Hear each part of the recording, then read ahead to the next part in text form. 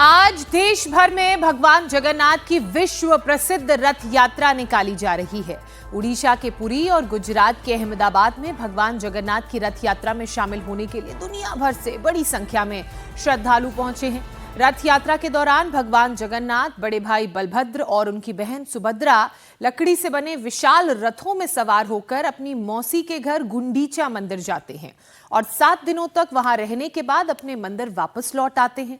9 दिनों तक चलने वाली इस यात्रा, इस महोत्सव में दुनिया भर से श्रद्धालु पहुंचते हैं, अपनी हाजिरी लगाते हैं। विश्व प्रसिद्ध रथ यात्रा के मौके पर ओडिशा और अहमदाबाद में लाखों लोग पहुंचे हैं। रथ यात्रा आस्था, परंपरा और भाई बहनों के पवित्र प्रेम का प्रतीक है। यात्रा शुरू होने से पहले पुरी के राजा सोने की झाड़ू से रथ के रूट की सफाई करते हैं। इसे छेरा पहरा कहा जाता है।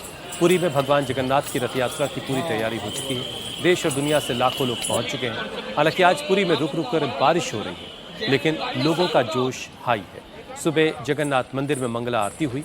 अभी भगवान के तीनों रथ की प्रतिष्ठा की प्रक्रिया चल रही है। सुबह 9:30 बजे से पहंडी यानी भगवान की बाहर लाने की प्रक्रिया शुरू हो जाएगी, जो दोपहर 12 बजे तक चलेगी। दोपहर 12 बजे तक जब ये प्रक्रिया संपन्न होगी, फिर 2 से 3 बजे के बीच गजपति राजा दिव्या सिंह देव रथों के सामने सोने की झाड़ू से रास्ता साफ करेंगे, जैसी परंपरा भी है, और शाम 4 बजे से रथ यात्रा शुरू की जाएगी।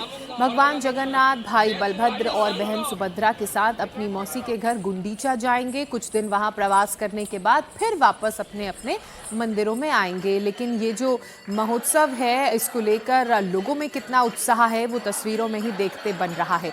तैयारियां सारी पूरी हो गई हैं। सुबह सुबह मंगला आरती हुई। गृह मंत्री अमित शाह भी गुजरात में मंदिर में पहुंचे, मंगला आरती में शामिल हुए। और हर साल की ये परंपरा है, हर साल जब रथ यात्रा की शुरुआत होनी होती है, उससे पहले मंगला आरती की जाती है, जिसका हिस्सा अमित शाह बनते हैं, अपने परिवार के साथ आरती में शामिल होते हैं। इसके अलावा ये तस्वीरें अब आप देख रहे हैं, धर्मेंद्र प्रधान भी पहुंचे हैं, क्योंकि उड़ीसा में भी रथ यात्रा की शुरुआत होगी। ऐसे में सिक्योरिटी टाइट है, व्यवस्थाएं पूरी हैं, और आपको तस्वीरों को देखकर समझ आ रहा होगा कि वहां बारिश भी हो रही है। बारिश के फिलहाल रुकी हुई है, लेकिन धरती गीली है। बारिश के बीच ये रथ यात्रा शाम को निकाली जाएगी। उससे पहले मंदिरों से भगवान अपने कक्ष से बाहर निकलकर रथ की तरफ आएंगे। उनकी प्राण प्रतिष्ठा की जाएगी, आरती की जाएगी, श्रद्धालुओं को दर्शन कराए जाएंगे, मार्ग में सोने की झाड़ू से झाड़ू लगाई जाएगी। उसके बाद यात्रा की शुरुआत होगी। जगन्नाथ जी के पास हम आए हैं, इसलिए वर्षों को एक साल एक बार ही जगन्नाथ जी बाहर आते हैं। उनका मंदिर छोड़ के यहाँ पे आते हैं हमारे भक्त के पास। जो सौभाग्य हमारा होता है, हमारा डांस जो कल्चर है, हम उनके पास प्रेजेंट करने के लिए, हम उनके पास समर्पण करने के लिए आए हैं। हमको वेट कर रहा है उनका एक झलक देखने के लिए। और ये मतलब कह सकते हैं कि इतनी जोरदार बारिश के बावजूद हर कोई टिका हुआ है अपने जगह पे, कोई हिलना नहीं चाह रहा है। तो उनकी महिमा ही अलग है। साल में एक बार हर कोई देखने के लिए बेचैन रहता है कि एक बार जस्ट उनकी झलक दिख जाए इस रथ पे बैठे हुए जगन्नाथ जी का। माहौल तो बहुत अच्छा बना हुआ है, भगवान की दिया है। इतनी बारिश में भी एकदम पब्लिक यहाँ से हटने का नाम नहीं ले रही। अभी भगवान का बहुत बेसब्री से सबको इंतजार है और सब खड़े हैं आराम से, भगवान आए और हम दर्शन करें।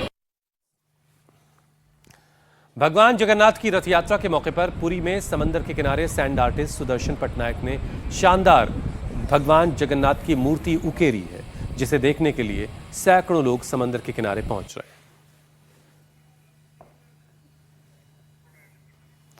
तो ये पुरी की तस्वीरें देख रहे हैं। समंदर का तट और सैंड आर्टिस्ट ने ये वहां पर भगवान जगन्नाथ की प्रतिमा को सैंड के जरिए जमीन पर उकेरा है। अब इसकी खूबसूरती को देखने के लिए दूर दूर से लोग पहुंच रहे हैं।